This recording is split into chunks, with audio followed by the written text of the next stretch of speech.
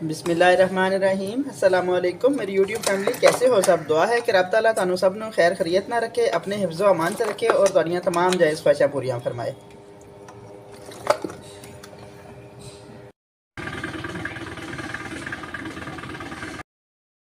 अज असी हाजिर होए हैं बहुत ज़बरदस्त रेसिपी दे नाल। असी अचार बनावांगे। अचार तो बहुत खाधे होणगे, मिर्चां दा, निंबू दा, सब चीज़ां मुख्तलिफ है, लेकिन असी बेबी प्याज का अचार बनावांगे। ਇਹ छोटे प्याज ने, ਇਹ तकरीबन 1.5 कप होणगे। इन्हां दी असी इंज कटिंग की है ना, ये 4 पीस है, लेकिन नीचे इन्होंने इकट्ठा रखा, अलग अलग नहीं किया। तो यह देखें, क्योंकि अलग अलग कर देंगे तो सारिया कलियां कलियां ना बिखर जाएगियाँ। बिखर नहीं आनी चाहिए, खूबसूरती बरकरार रहनी चाहिए। तो यह छोटा जिन्ना टुकड़ा चुकंदर का है, छिलके तो असी ये ऐड किया। और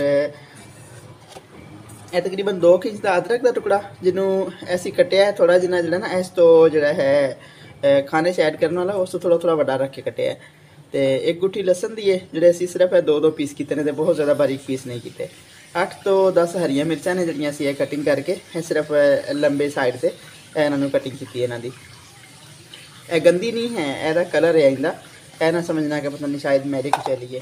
तो ये नमक जाएगा, आम नॉर्मल जो हांडी नमक ऐड होंगे वो तकरीबन आधी चम्मच है होएगा। आधी चम्मच तो थोड़ा जिना कम ये काला नमक जाएगा।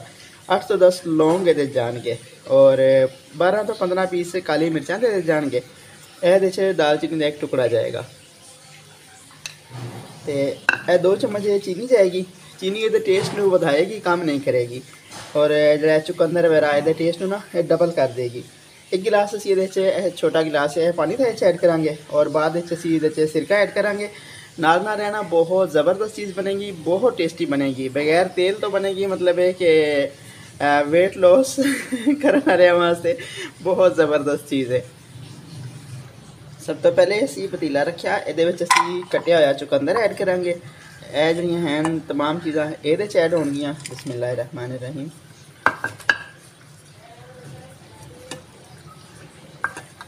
और नाल ही ये लसन और अदरक जो ऐड हो जाएगा। बिस्मिल्लाहिर्रहमानिर्रहीम। हरिया मिर्चा नहीं असी ऐड करांगे, वो बाद ऐड करांगे। और 1 गिलास पानी जाएगा। बिस्मिल्लाहिर्रहमानिर्रहीम। और यह चीनी भी असी ये नाल ही ऐड कर देंगे। यह सिर्फ 2 चम्मच चीनी है छोटी प्याली दे विच। बिस्मिल्लाहिर्रहमानिर्रहीम। तो हुण असी इहनूं ढक के 5 मिनट पकावांगे ताकि जो ना ये थोड़ा जिहा सॉफ्ट हो जाए। यह हम ना जिन्ना मटेरियल असी उपर रखा सी ना, ये सारे नू सही उबाल आने शुरू हो गए ना। हाले मजीद इन्हूं 5 मिनट उबालांगे ताकि ना ये हाफ गल जाएगा। सारिया चीज़ां ना अदरक वगैरह थोड़े सॉफ्ट हो जाएंगे, फिर असी इन्हूं लेना ढक के रख देंगे। बिस्मिल्लाहिर्रहमानिर्रहीम। देखिए फुल उबाल आ रहा है ने, यह हुण इन्हां दा ना कलर हल्का हल्का चेंज हो गया, मतलब है कि हुण सॉफ्ट हो गए ने काफ़ी हद तक। मैं चेक करके दिखाती हाँ, ये टुट गया हुण। तो हुण असी फ्लेम बंद कर देंगे, इसका ठंडा होने का वेट करांगे। प्याज असी बाद ऐड करांगे, फिलहाल नहीं करांगे ताकि फौरन अगर कर देते तो वो गल जाएंगे। असी गलाने नहीं, उन्होंने अचार की शेप देनी है। यह हुण जड़ियाँ चीज़ां असी बॉयल कीतियां सी ना, यह बहुत सोहणियां जड़ियां ना ठंडियां हो गई ने, सही रेडी हो गई ने। तो हुण असी इन्हों प्याज दे विच मिक्स करांगे। बिस्मिल्लाहिर्रहमानिर्रहीम। और जिन्ना इहदे च असी पानी ऐड किया है ना, क्योंकि 1 गिलास असी पाया सी, तो थोड़ा उबाल आने तक आधा गिलास रह गया है। आधा गिलास ही असी जो ना सिरका ऐड करांगे। बिस्मिल्लाह। यह सिरका जो आम खाने इस्तेमाल होंगे ना, वही।